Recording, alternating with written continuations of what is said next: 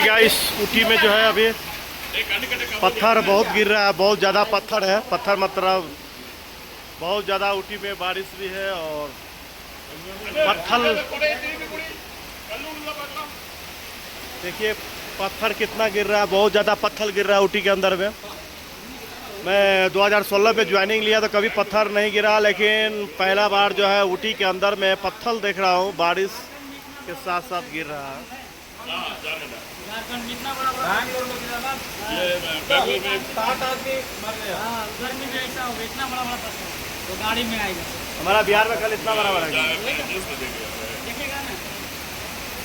तो अभी देख सकते हैं बारिश किस तरह से बारिश हो रहा है, और बारिश का आनंद भी जो है आप लोग।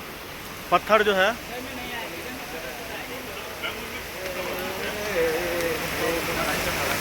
सो नाइस, वेरी कूलिंग।